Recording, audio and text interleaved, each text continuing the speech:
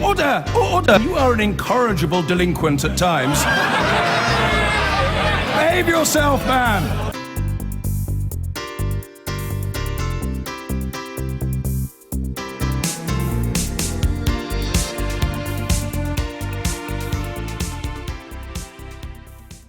And what is more, we're in the Skyline Pavilion at Butlins in Bognor, and our entertainers on the panel tonight are the Conservative MP, Jacob Rees-Mogg, the Labour MP, who last year resigned from the Shadow Cabinet briefly to challenge Jeremy Corbyn for the leadership of the party, Angela Eagle, Joanna Cherry, who speaks for the SNP on justice and home affairs, the Times and Spectator columnist Matthew Parris, and the chairman of Wetherspoon, the pub chain, Tim Martin.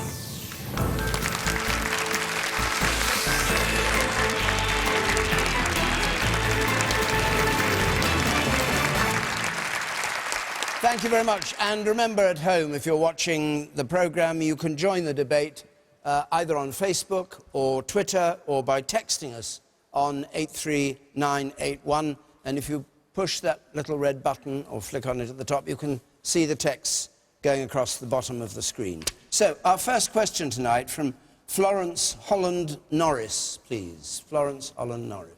Hello. Theresa May said that now is not the time for Scottish independence referendum. When is the time? Theresa May said now is not the time for an independence referendum. When is the time? Jacob Rees-Mogg. I strongly believe that the people of Scotland have the right, as all nations do, to self-determination. That they, if they want to be a separate country, have a right to do that. And I'm sure that the people of Scotland could be a successful nation, as they were before 1707. However, now is not the time, because we are in the midst of the Brexit negotiations, or they're about to begin, and there is a 2-year period those will go on for, and Scotland wouldn't know what it was leaving to until those are completed. But secondly, there was a referendum in 2014, which the Scottish National Party said would be for a generation. And I assume that generations in Scotland are much the same as they are in England, and 3 years is a pretty short generation.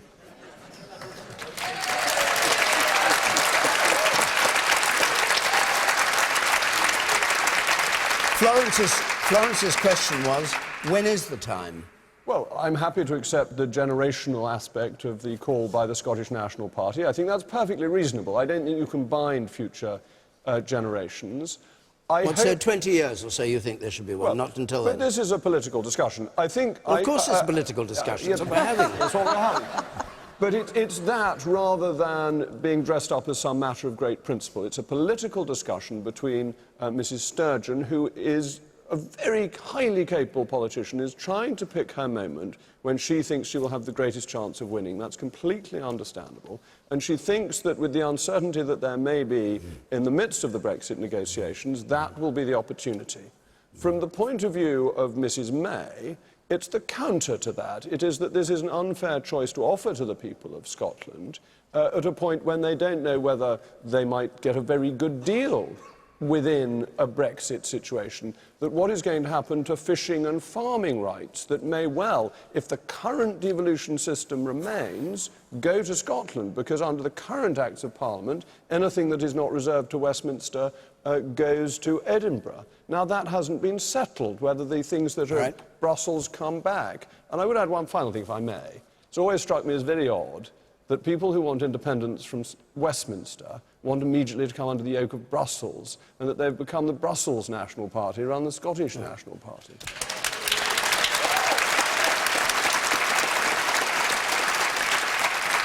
So, Joanna Cherry, Theresa May said now is not the time. We heard her all over radio and television today saying that. When is the time? Well, I'm going to agree with Theresa May. Now is not the time. And if she'd been listening properly to what the First Minister said on Monday, the First Minister announced that she intends to hold a referendum in 18 months' time, or approximately at that time, because we know, of course, because Michel Barnier has told us, and also David Davies, that within 18 months of triggering Article 50, an agreement will have to be reached, so that there will be a 6-month window of opportunity for the European Parliament and other parliaments to vote on whatever deal is reached. And it's very true we had an independence referendum back in September 2014, but the point is that circumstances have changed completely since then. During that independence referendum, we were told that the way to guarantee our citizenship in the EU was to vote to remain part of the UK. Now, I realise that this part of England, and indeed England and Wales as a whole, voted to leave the European Union, and I respect that. But Scotland voted to remain part of the European Union, and we currently face being taken out of the EU against our will. Now, if there's one thing we've learnt this week, it's that it's generally a good idea to keep your manifesto promises. And Nicola Sturgeon made a manifesto promise to the Scottish people in the Scottish general election last year that the Scottish Parliament would hold another referendum if there was a material change in circumstances, such as Scotland being taken out of the European Union against its will. And that material change of circumstances has occurred. And on the back of that manifesto, Nicola Sturgeon won 46.5% of the vote in Scotland. Now, that's the highest share of vote for a government across the UK since 1966. Would you agree? Even Labour in 97, with their tremendous landslide, didn't get that much. So Nicola Sturgeon has a mandate on the back of a manifesto commitment to hold this referendum. So when is the time? Would you agree that it's sensible to wait until the Brexit negotiations, whatever form they take, are finished, so the people of Scotland see what's on offer before they have a second referendum on whether to remain in the UK or not? As I've said, David, you'll not be surprised to hear that I agree with what the First Minister Nicola I'm asking Sturgeon what you said think. on Monday.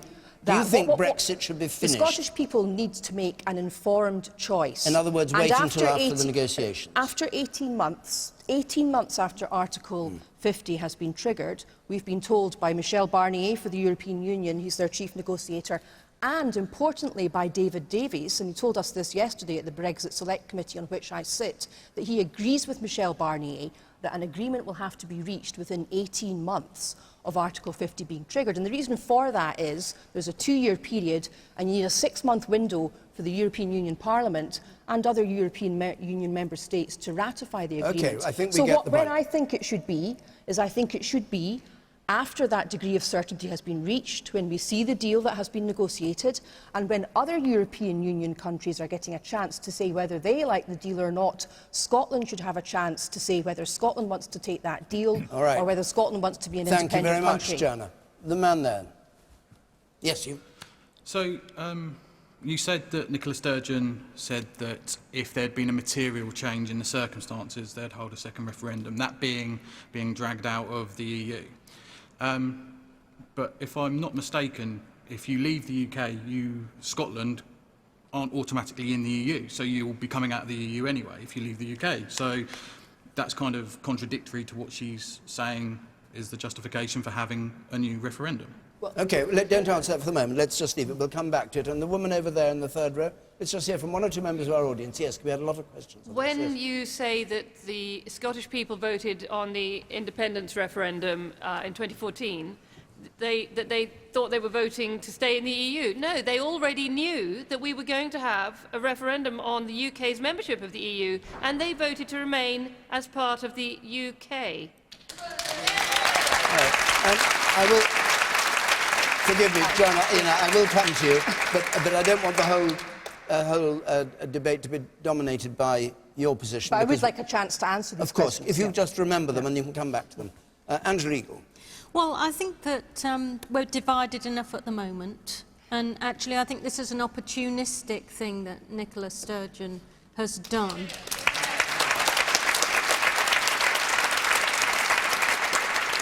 I think the politics of grievance aren't going to help us come together and try to make the best deal in the Brexit negotiations for all of the countries of the United Kingdom and all of the regions of the United Kingdom too.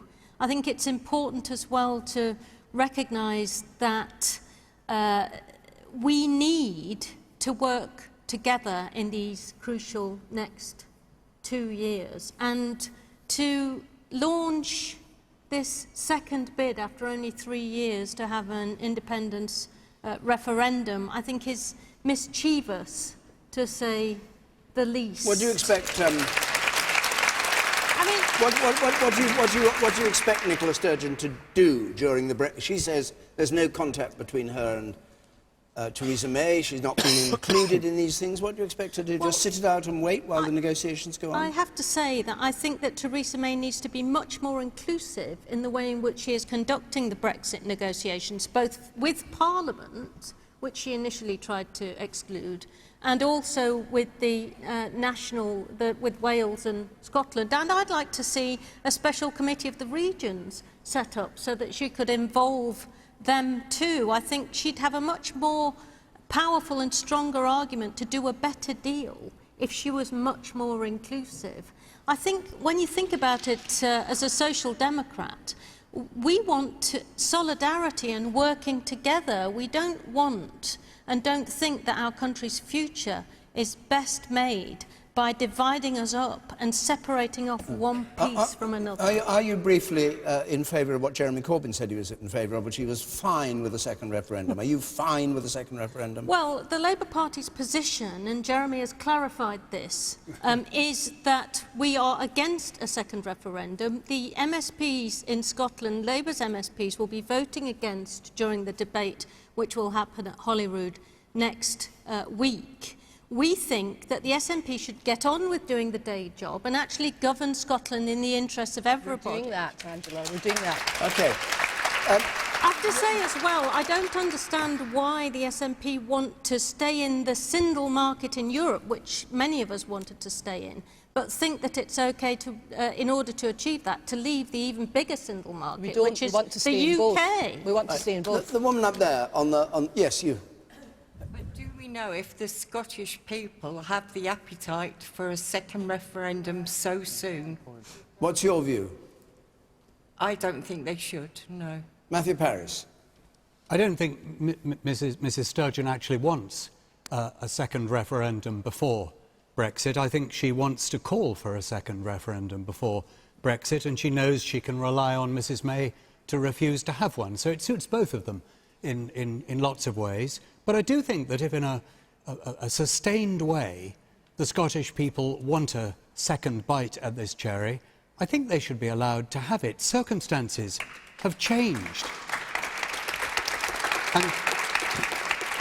And here I agree with Joanna Cherry. Circumstances have changed since the last referendum in Scotland. It's a completely different United Kingdom that Scotland is in now. And if the Scottish people want to take another look at that after we've left, then I don't think any government should deny that to them for very long. And I must say to Jacob that for those who wanted to insist that the will of the people as to whether we should stay in the European Union or not should be consulted and should prevail, then to deny that same privilege to the people of Scotland seems to me perverse. This is a question of timing, not. Well, yes, I wouldn't begin to years. deny the right of the Scottish people to have another referendum Jacob, at some when point. when you and people in the audience were having their referendum on whether or not to stay part of the European Union, how would you have felt if Brussels said it's up to Brussels whether you have it or not, and it's up to Brussels when you have it? Well, How would you have felt about that? That's what we're being told. It's up to Westminster whether or not you can have it and when you have it. Now, if anything is going to destroy the union between Scotland and England, then that sort of attitude is going to do it. And well, it you really want the union. You want the union destroyed, don't you? Indeed, but Theresa I thought May you wanted it destroyed. Don't Theresa you? May Now, hang on. says. Theresa May Are you in says that she favour of the- doesn't, David. No, my but point, you do. Yes. Well, therefore, these I don't want arguments to fall. destroy it. I want to create a new partnership All right. of You equals. want to break it. Now, I'd like to answer the points in the audience very quickly. Coming out of the EU, sir, and would Scotland still be in the European Union? We are in completely uncharted territory. But at the moment, Scotland is part of a member state. No other EU member state has said that it would veto an independent Scotland's membership. And the current president, The Spanish have not said that. You may check, go home and Google this evening. The Spanish government have not said that they would veto. Some voices in Spain are concerned about Scottish independence because they think it might set a precedent for Catalonia. But Esteban Pons, a member of the governing party in Spain and a leading MEP, pointed out last week that the situation of Scotland as an ancient independent nation which voluntarily entered into a union with another nation, England, is completely different from breaking Catalonia away from the rest of Spain. Okay, well, now leave that for a moment, because I want to bring in Tim. I'd like to answer the lady no, who you said... can. I'll give you plenty of time. Tim Excellent, Martin hasn't yet spoken, and we've had a quarter of an hour of the programme. Tim. I would say that on a practical level, it's definitely right, as everyone seems to be agreed, that there should be another referendum in the future in these particular circumstances. I think on a practical level also, it's very unreasonable to think while we're organising the business of getting out of the EU, organising trade deals and so on, that at the same time, but before you actually leave, there's a massive other political issue, which is a referendum. So if there is going to be one, it should be after Brexit has occurred, and you've also got enough time to see what it's like. All right, you said the second row from the back. If in the next referendum that Scotland have, they vote to leave, I think that's great, because that's democracy in action. But what I don't understand is why Nicola Sturgeon and the SNP are so pro being part of the European Union, because you can't be part of the European Union and be independent. Okay, and the woman there, you? What I seem to hear from the SNP is about the English government and the Scottish Parliament. Why then have they got 50-something MPs in the United Kingdom Parliament? All right, well... Because that's what it is. Okay. I just want to stick on this subject. I want Shirley Scott, can we just have your question? Unbelievable. Is the will of the 52% worth more than keeping a united kingdom? In other words, is Brexit a price worth paying if it breaks up the United Kingdom? Jacob. I very much want to keep the United Kingdom. I think that we are a bigger country together. I think that for family ties, for historic ties, it's in England's interest that the Union remains, and that it's also in Scotland's interest. I think it is important to us, and when you think of what your country is, I think my country is the United Kingdom, not narrowly England. I would be very sad to see that destroyed. And it's worth bearing in mind that not far off 40% of people in Scotland voted to leave, and that you see in opinion polls that quite a lot of people who voted to leave do not want, even if they supported independence in 2014, to end up in a Scotland that is in the European Union. And so things have changed a great deal because of both referendums. Is it a price worth paying? I'm afraid it's a price I don't want to pay, and I don't think we will have to pay. I think we can both have a United Kingdom and leave the European Union, and that is the best answer for all of us. And Joanna Cherry, do you think that's possible? Is that possible? Do I think what's possible? What Jacob just said, we can have a United Kingdom and leave the EU? Well, the difficulty is that Theresa May has been completely intransigent in looking at any of the compromise proposals the Scottish Government have put forward in the light of the Brexit vote.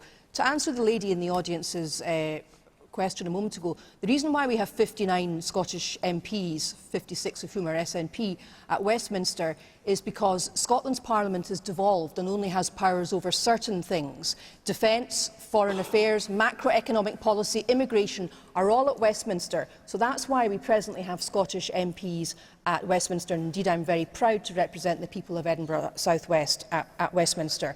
But I don't think it will be possible to preserve the UK because of Theresa May's intransigence. Now, 3 months ago, the Scottish Government put forward a set of compromise proposals whereby Scotland would remain part of the United Kingdom, but also part of the single market. And Theresa May has refused to discuss those proposals. And yesterday, when I was questioning David Davies, he ridiculed me when I suggested that it would be at least courtesy for the government in London to respond to the government in Edinburgh's proposal. So that's what we're up against. And in the last independence referendum, we were told in Scotland that we are an equal partner in this union. It doesn't feel like equality when your views are completely overlooked. We were asked not to leave the UK, but to stay and lead the United Kingdom. It doesn't look like we're leading the United Kingdom when we're being completely overlooked. And it's not the politics of grievance, Angela. It's the politics of democracy and respect. We are simply asking for our voice to be heard. All right, thank you. It is not the politics of vision. I just want to make one further point, David, because the people in the audience are raising points. Only because there are 4 other people on the panel and a number of people in the audience. I know you have a lot you'd like to say, and I can't just allow you to take the programme over with what you're saying, with great respect. Very happy not to take the programme over, but I would like the opportunity to answer specific points. All right, well, I'll bring you back in a moment. I'm sure the audience would like their points to be answered. The woman there on the gangway. Thank you. It strikes me we're spending an awful lot of time talking about should Scotland have another referendum. I agree. It's the Scottish people's rights to have that. But right now, we are getting ready to leave the EU. And it's far more important, I feel, and surely you must agree, that Scotland and Wales and England all work together so that we get what we want when we leave the EU, and then afterwards devote the time to Scotland. Do you then want to have a referendum? All right, and you, sir, in the blue. And what currency are you going to use once you leave the, if you get your referendum and you leave the United Kingdom? What currency have you got? The groat, is it? Or the pound or the euro? Which currency are you going to use? Can I? Well, I'll have to let you answer that. The euro, are you going for? Well,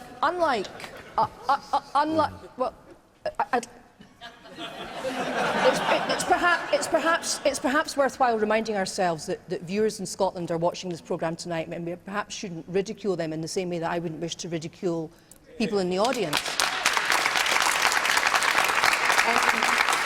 But to answer your question, sir, unlike the British government, when we hold our next referendum in Scotland, we will have a detailed plan, and we will set out our plan about how we propose to secure Scotland's place in Europe. We will set out our plan on how we propose to secure a rosy economic future for Scotland, and we will set out our plan on the currency then, and we're working on that at the moment. I'm not going to announce it on this programme tonight, but watch this space. All right. But you did say you wouldn't be tied to the pound, didn't you, yourself? I didn't say that. We probably wouldn't want to be tied to the pound. No, I said the pound might be a little bit less attractive if it was plummeting after Brexit, as it is now. We do have one of the worst performing currencies in the world at the moment, but I take no pleasure in that, because the pound is important to the whole of the United Kingdom. Okay. So, Tim Martin. I think there were 2 things in the Scottish referendum which were unhelpful in the overall debate. One was that Scotland would go to hell in a handcart economically if it did leave. There are countries the size of Scotland, the Republic of Ireland, New Zealand, Singapore, similar economies which have done extremely well.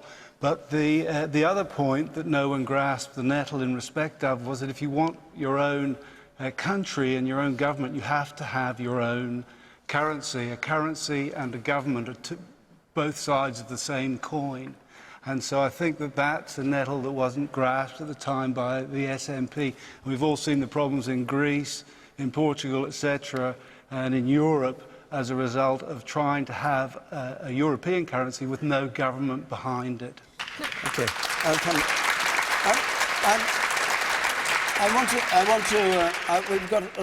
We've had a lot of questions about the Scottish referendum, a second referendum.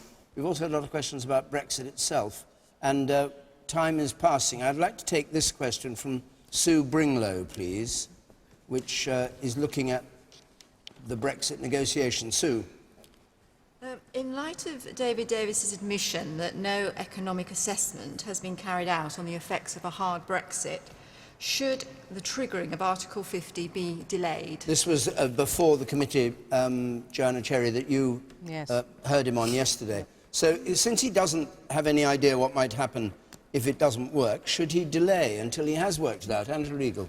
Well, it was an astonishing admission at the Select Committee this week from the Secretary of State for exiting the European Union that he's done absolutely no analytical work on the costs of the fallback position, which is exiting the European Union without any kind of deal, that they haven't done any work to see what that would actually cost and what the implications of that would be for our economy.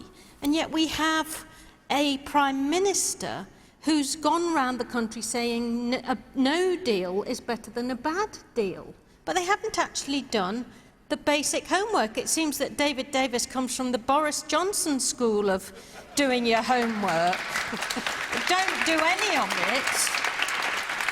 Don't do any of it and hope you can bluff your way through. And then following the budget and the screeching, embarrassing U-turn on national insurance contributions that the Chancellor has put us through this week, are we going to let these people do the Brexit negotiations, which are far, far more difficult than a budget, a simple budget with 28 things in it? And he gets that wrong. So I'm seriously worried now about how this is going, and I actually think...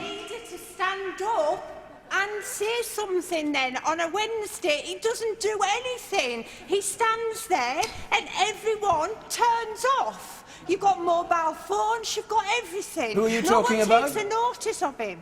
Who are you talking about? About Corbyn. He doesn't stand up and do anything. You're saying there, stand up to Theresa May. You've got your own leader and he doesn't do anything. And I know you don't like him, but you're going to have to do something. I don't think anyone can accuse me of not having an opinion on that.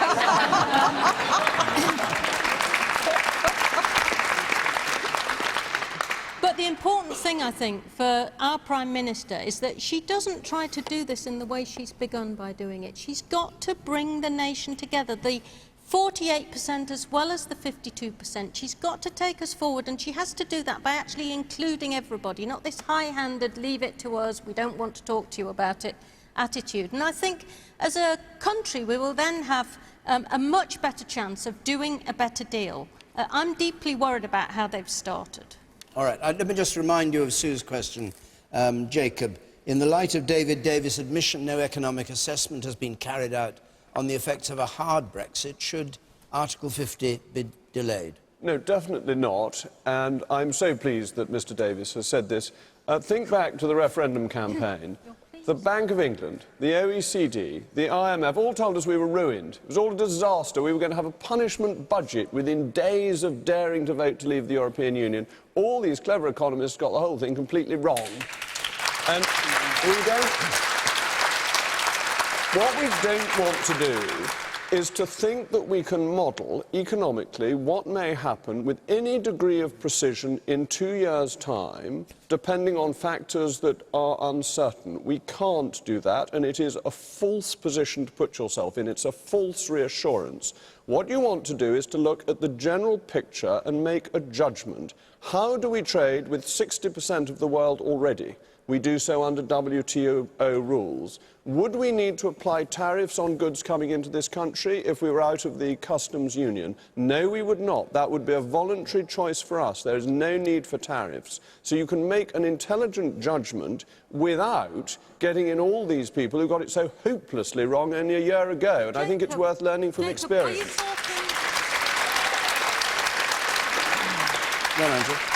Are you talking about accepting 10% tariffs for our car industry, which would put the automotive industry at a huge disadvantage, and between 30 and 40% tariffs, which the WTO has for agricultural products? On those 2 points, we have already had a bigger depreciation in the pound than the tariff that would apply to cars. And on agriculture, we are only 55% self-sufficient in food. So that if those tariffs were imposed on British beef, for example, and we opposed 70% tariffs because they're 70% on beef, on Irish beef, that would be fantastic for our beef farmers. I'm not saying we should do this, but we would be in a very strong position to retaliate if vicious tariffs were imposed on us. And we have a huge trade deficit with the European Union. Matthew, I'll come to you. The person in spectacles there in the middle, yes. Surely the panel would accept, maybe bar the two socialists, that free enterprise and unilateral free trade, as proven throughout the Victorian era and indeed with the great man Robert Peel, is extremely effective, and British business and free enterprise will always overcome trade barriers put up by other countries, and that specialisation is the key to success. All right. Matthew Paris. Well, I'm afraid I have to agree with Jacob Rees-Mogg. It is absolutely impossible to do any kind of assessment of what might happen to us if we crash out of the European Union without a reasonable agreement. And it breaks my heart, Jacob, that you and your friends are taking us down this road.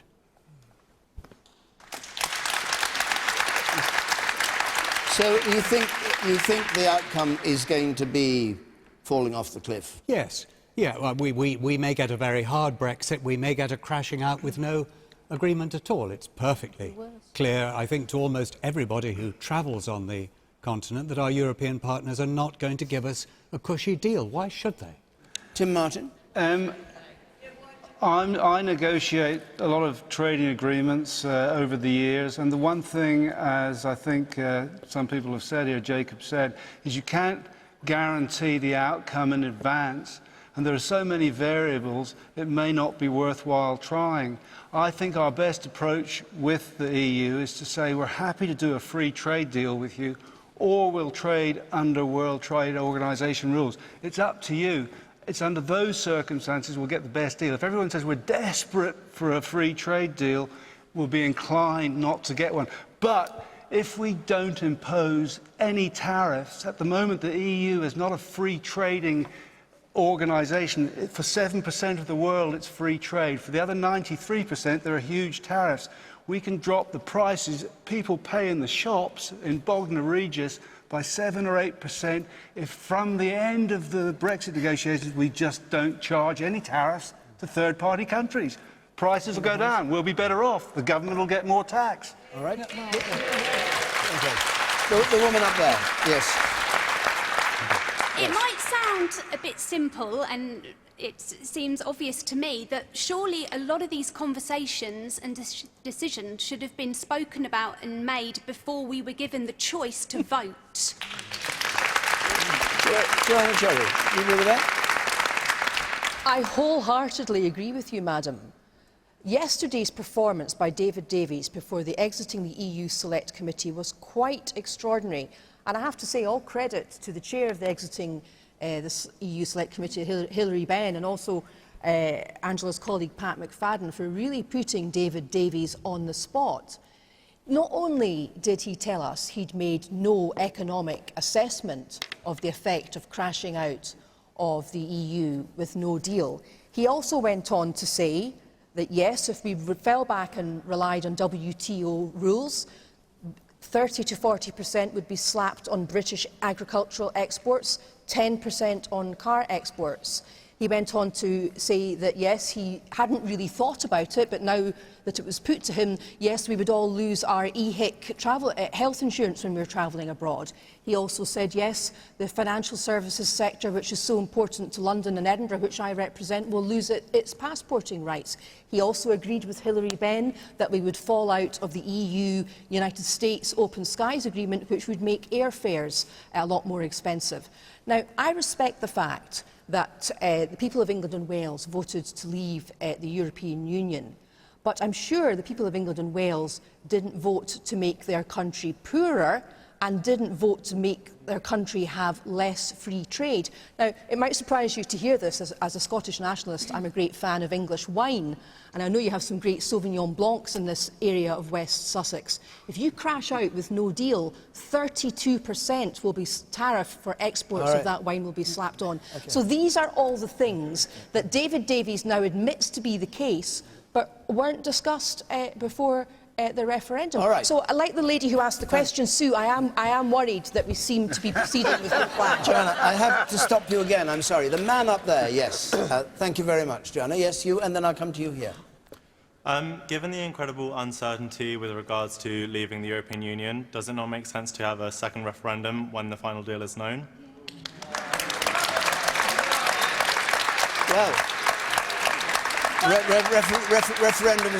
second referendums being all the rage, why not? I certainly think, and I did vote in the House of Commons, that there should be a meaningful vote, at least in the House of Commons, and proper debate about the kind of deal that the government come back with. I think that's entirely right, and whether that be just a vote in the House of Commons after a debate or a second referendum, you can make an argument for either. But I mean, do you mean a House of Commons vote of the kind that could remove certain parts of the agreement, or one which just says take it or leave it. Well, we wanted a meaningful vote, and by definition, that doesn't mean a Hobson's choice. You have the whole agreement or absolutely nothing. We'd want there to be a vote when we could send the government back to the negotiating table. Matthew.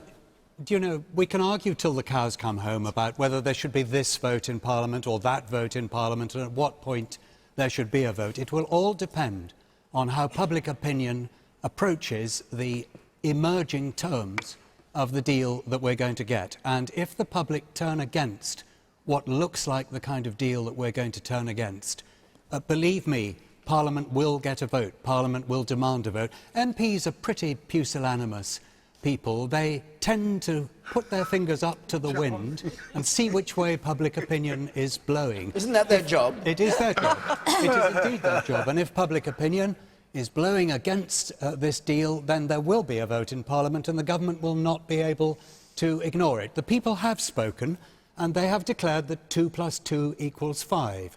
And that is their... That is... All right. Jacob Rees-Mogg. I will come to you. Jacob Rees-Mogg, just on the point. Matthew Parry says if public opinion starts to turn against what's negotiated by Davis and the rest, Parliament will change its mind. Do you agree with that? I'd say a completely different role for members of Parliament. I think that we are there to stand up for what we believe in, put it to the electorate, and if the electorate want it, they will vote for us, and if they don't want it, they will vote for somebody else. I don't think it is about being a weather vane and just agreeing with the latest opinion poll, which is probably wrong anyway, because the opinion poll is pretty useless. Parliament will have lots of votes, but the British people, in a referendum, voted to leave. Now, that decision needs to be implemented. What happens after we leave is going to be open to endless negotiation and endless votes, but the fundamental point is that that referendum was authoritative. Doesn't this just exactly show us that referendums with a sort of yes-no decision are so difficult to bring to the general public? And I think this is exactly the reason why the Scottish referendum has got to be a further generation, because I don't genuinely believe that we're in a position to know the full facts. There are so many different questions, and we're not being told exactly what those things are. All right. Well, we know one thing. We know we're not getting £350 million a week for the NHS. All right. As Jacob says, he prefers to use the net figure. Look, what I'd like to do, a lot of hands up, and we've got other questions. Instead of asking questions of the panel, if I could just hear your opinions and just have 3 or 4 people on that. The woman up there, over there, you've listened to half an hour of debate. What's your view? I just wondered... No, sorry, the woman on the yes, you. I just wondered if the MPs got to debate it, if they would vote with their conscience or if they would vote as they were told. It was your question, wasn't it? It was my question earlier. And what's your view? I think that we're stronger together. I think that the MPs are not representing us very well. They are doing what they are told by the whips and not doing what they believe in. OK. And the man in red here on the gangway, yes. This could all be a moot point anyway, as Marine Le Pen wins in May. She's already said she's going to come out of the euro, and she says that's the cement of the European Union, and the European Union will come crashing down. All right. So this could be a moot point. And you, sir, in the front row here. I think as the Americans are saying that the war is too dangerous to be left to the generals, what we heard today from Jacob is so frightening that perhaps Brexit is too dangerous to be left to the Conservative, because it is the generation of our children, our next children, because it's becoming ideological and not what's going to happen in the negotiation. Okay. You want to answer that? I'm sorry to disagree, but I think it is a huge economic opportunity for us that, as Tim pointed out, EU is free trade for 7% of the world. The 93% is kept out by tariff barriers. We want to be trading with the whole of the world, not focusing on the narrow European sphere. And that is a generational choice. Jacob, we already do half of our trade with our nearest neighbours who are democracies in the European Union. That's because of the tariffs. That's because of the tariffs. But we can trade with the rest of the world too. These two things aren't We have incompatible. enormous tariffs on the rest of the world. 32% on the wine wine that you buy in Tim's pubs, 70% on beef. We keep out the rest of the world and we make goods more expensive for British consumers. You, sir, in the red shirt there, in the third row from the back. I've heard a lot from the panel about England and Scotland. The United Kingdom includes 2 other countries. Yes. Where's their voice tonight? Yeah. And what's your view about that? I think, as other people say, we're stronger together. Yep. And Scotland, I'd like, as an Englishman, to have a vote as to whether or not I want Scotland to be part of the United Kingdom. All right. And yes, the woman at the very back. The woman at the very back, her hand high in the air, yes. I think that we have a lesson to learn from intersectionalism, and that is that when we're talking about racism, white people should be quiet. When we're talking about sexism, men should be quiet. And when we're talking about Scottish independence, English people should be quiet. Okay. Well, on that note, I'm going to move on. We'll have more debate on this. Talking about Wales and Ireland, we're going to be in Wales next week, in fact, in Bangor. And then there's a special programme on the 27th of March. It's at 8:30 on BBC One, and it's from Birmingham. It's called Britain After Brexit, the kind of thing we've been talking about here, but I hope we'll have teams of 3 either side on this. What happens once Article 50 is triggered? So there's that programme on the 27th. Then there's a question time from Carlisle on the 30th of March. So I'll announce all that at the end, which will make you fall asleep over your... but they're the details on the screen. That's how to apply. There's the address to go to and the telephone number to go to. Let's go on to a slightly different point. Isabella Spooner, let's have your question, please. Should Philip Hammond resign? Nice, straightforward question. Should Philip Hammond resign after a budget that lasted a week? Angela Eagle. Well, I think he's been put in a pretty humiliating position. We've had this huge, screeching U-turn on one of the main points of what was meant to be a very simple budget. He was meant to be a safe pair of hands, and he's fluffed his budget. And the more astonishing thing about it was how it emerged that he hadn't realised he was breaking a manifesto commitment. Now, I read the Tory manifesto, but apparently he didn't. So But you didn't leap up and down immediately. It was Laura Kunsberg of the BBC who was first to spot it, according to Hammond. According to him, that's absolutely true. He was told by a BBC journalist, Laura Kunsberg, that he'd broken his manifesto commitment. He hadn't discussed any of this with colleagues. The Cabinet hadn't noticed. And we're putting these people in charge of Brexit negotiations. Was the policy right? Well, the interesting thing about the policy, and the problem with the way he's botched it, we have a huge issue in the future with the idea that people can be made to be apparently self-employed and opt out for a minor tax advantage of their employment rights. Many people are told they have to be self-employed before they're given work, and that means they can't get access to sick pay, to holiday pay, to maternity or paternity pay. And this is affecting our tax base. So he was right, in my view, to look at this whole area. But because he introduced the tax before talking about the benefits and botched the reform, he's been dragged to the House of Commons by his own side and basically announced that even though there's billions of pounds of tax revenue at risk, that he can't do anything about it for the rest of the Parliament. Well, I think his credibility is going south. All right, Tim. I'm not sure about that. I know in business that we frequently get things wrong, in fact, almost every day. And if you had only had someone like Theresa May around to give us a good telling off, we'd change our mind more quickly. But we always say within Wetherspoon, it's fine to zigzag to a good conclusion. So there's nothing wrong with making a mistake. You just have to own up and then get on with it. There's a woman shouting at you. Hold on. Wait till I get a microphone to you, and then we'd like to hear what you're shouting. So it's OK to make a mistake, even if you're the Chancellor. Surely this is an example of incompetence. No.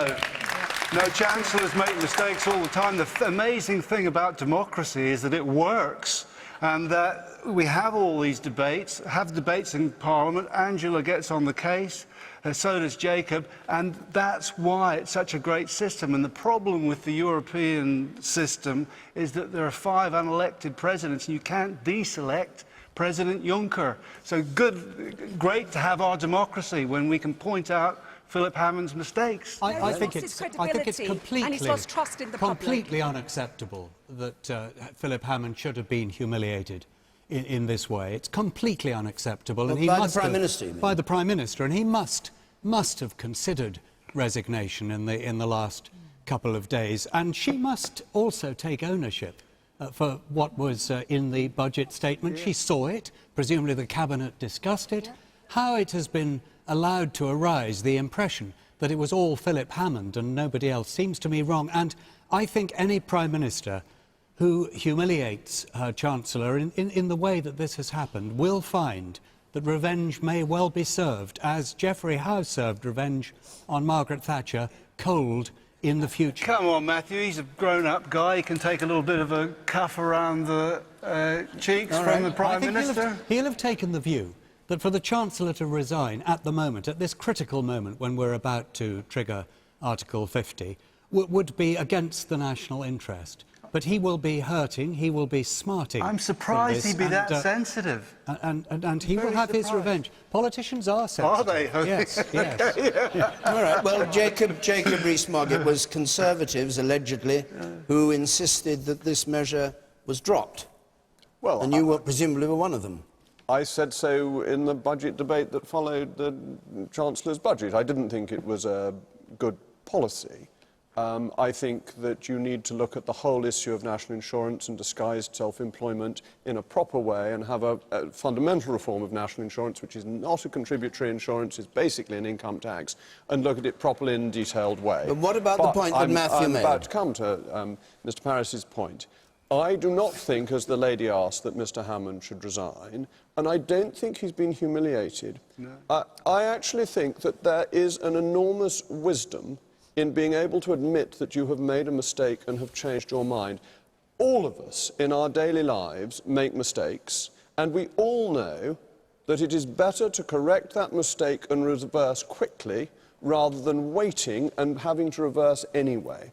And the lady who asks about the Chancellor, shouldn't the Chancellor always get it right? Well, somebody said of Elizabeth I, a man called Wentworth, he said, "None is without fault, no, not our gracious Queen." For his pains, he got sent to the Tower of London. But actually, his point was right. We all make mistakes, whether we are the Prime Minister or the Chancellor. I'll exclude Her Majesty from this, but we all make mistakes, and we are best off if we reverse them as swiftly as possible, and that is serious-minded government. Can you not just hear... Can you not just hear the pleasure oozing from Jacob Rees-Mogg as he patronises Philip Hammond and says that we all make mistakes? The fact is, the Leavers don't like Philip Hammond. They don't think he's a sufficiently hard lever, and they are enjoying the humiliation of the Chancellor. I'm so sorry. This is a wrong obsession with Europe that I used to be accused of when I was a Eurosceptic before we had the vote, and now the Remainers have become. This had nothing whatever to do with Brexit or anything like that. It seemed to me a bad tax move, and one that was not right to introduce. Why wasn't it spotted then? If it was in your, if the climb down was because you'd made a commitment that he didn't want to break, why did nobody, the Prime Minister, the Cabinet, you?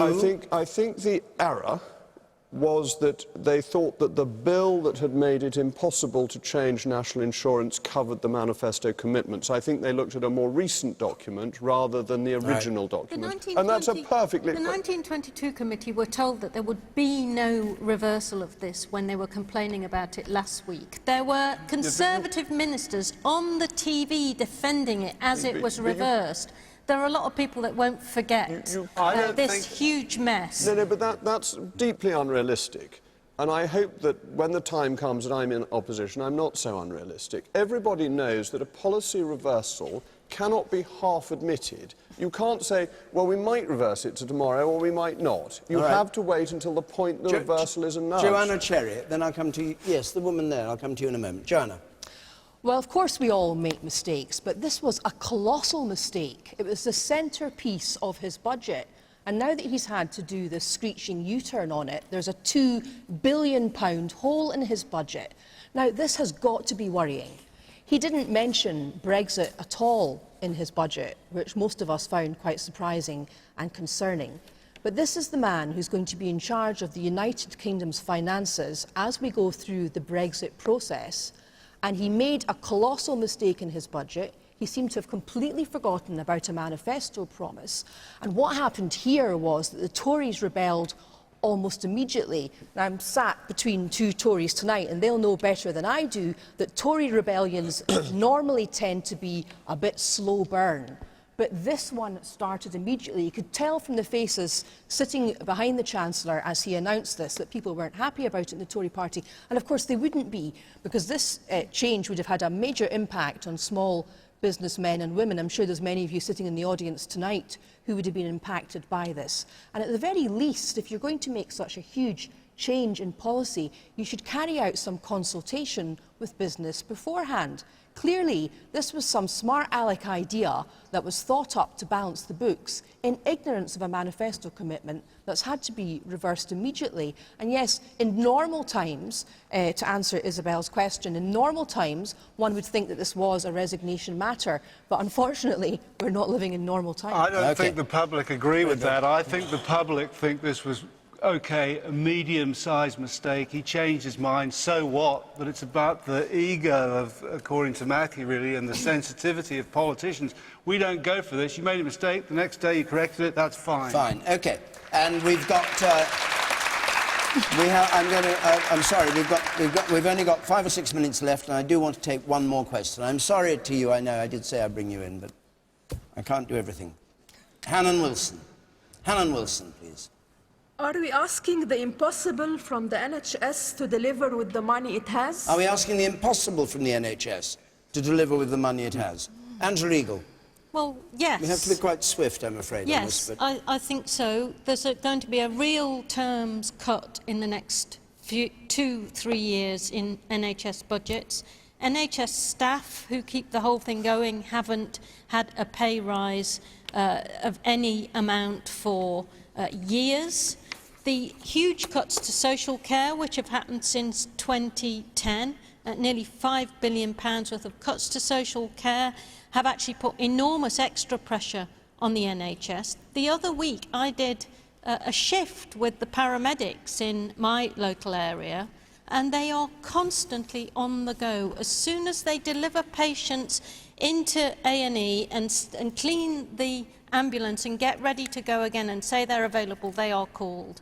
It's massive, increasing pressure, and we have to realise that we've got to fund our NHS properly, but we've also got to ensure that we fund social care properly and ensure those areas work together more. Otherwise, we will lose our NHS in the next few years. Right. Tim Martin. I'm worried that the NHS is a sacred cow. If you've got a car firm or an agricultural economy, people compare it with other countries and other firms in the world. We've got to start saying, how does it work in France? How does it work in Germany? How does it work in Australia? I think they've got better systems than us. And the NHS, they do, but we can't go on like this. It doesn't work anymore, and no one wants to say that. The woman up there on the back there. Hello. It's the most efficient health in the world. Exactly. It's not cheapest. A car firm. It keeps us all going. It's vitally important to this country. It's not the same as another industry. It's being treated the same as another industry. It's being underfunded and personally... sold off, exactly. And we need to protect it. And we know what's happening to it. Jacob Rees-Mogg, is it impossible to deliver?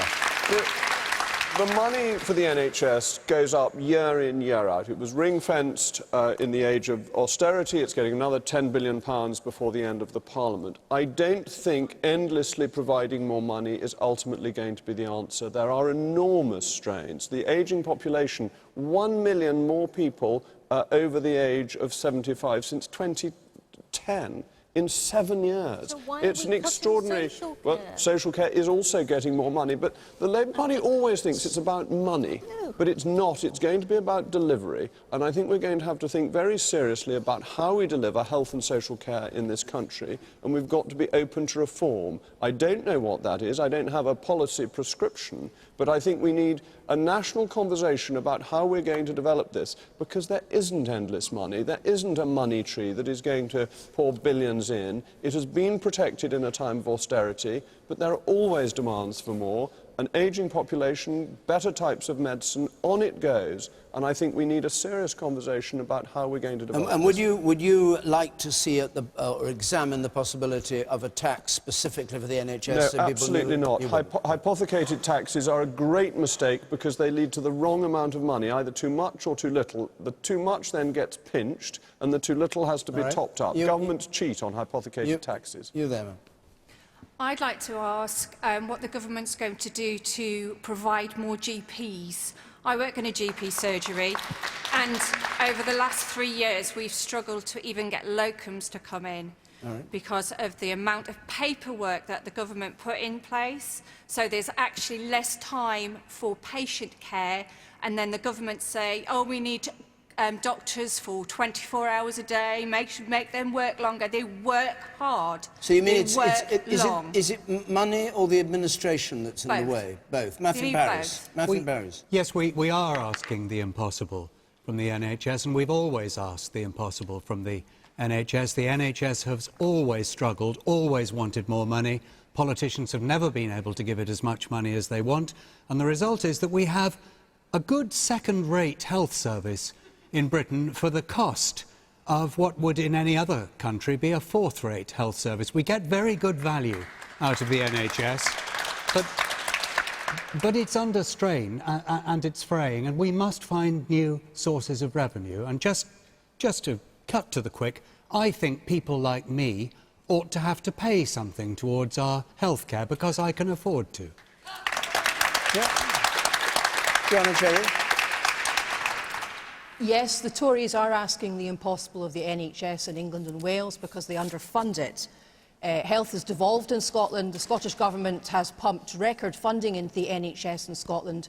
We have the best A&E waiting times in the United Kingdom. We have more staff per head than the NHS in England and Wales, and you see no junior doctors striking in our NHS. What are the outcomes? outcomes? The Tory Government should take a leaf out of the Scottish Government's book and fund the NHS in England and Wales properly. What are the outcomes? What's your point, Matthew? What are the outcomes in health in Scotland? Health in Scotland is improving, Matthew. Health in Scotland is improving. For example, ladies and gentlemen, prescriptions in Scotland are free, so vulnerable, disabled and elderly people get their prescriptions for free. OK, you, sir, on that. You've had your hand up all evening, yes. Brief point, we've got to end. That's fine. I think that the NHS is one of the most fundamentally important things about the UK. I think it's far more important than Brexit. I think it's far more important than anything. And I think that people should have more say into what the NHS delivers and how it is run. I think it's far more important. I think most people here would probably agree. Everyone here has and is going to use it. Way more important. Thank you. All right. Thank you very much indeed. We have to stop there because our time's up. Apologies to the many hands in the air, if you can apologise to a hand. Our time's up.